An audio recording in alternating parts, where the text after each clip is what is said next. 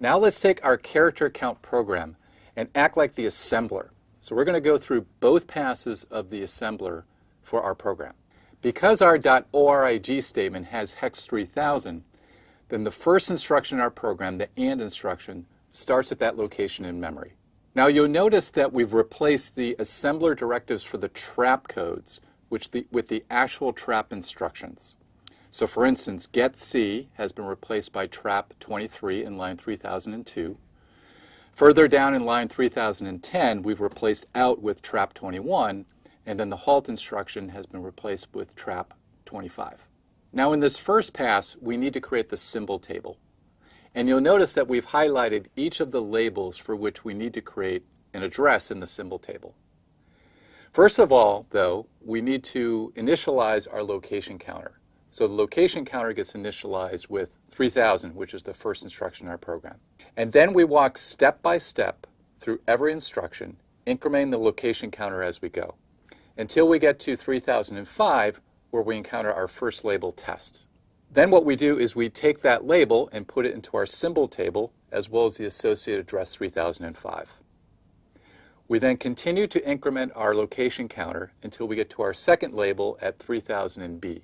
That's the get care label that we put into the symbol table along with the address 3000B. Further down at 3000E, we get output and we put that into the symbol table, and then our last two entries in the symbol table, ASCII and PTR, also get put in. And that completes our first pass, because then we reach the .end directive. Now we're ready to move on to our second pass, where we'll create machine code with the aid of our symbol table that we created in the first pass. Let's take this group of 6 instructions and create the equivalent machine language program. Our first instruction, AND, does not have any label attached, so we can simply convert that into the equivalent LC3 machine code.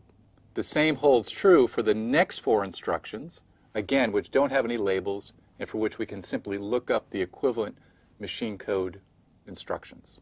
With our last instruction, a branch, we have 2 labels, test and output. The test label is associated with an instruction further down in our code. The label that's associated with this branch is the output label, and that's used to create our branch offset. We can look up in our symbol table and see that we have an entry for output of 3000E.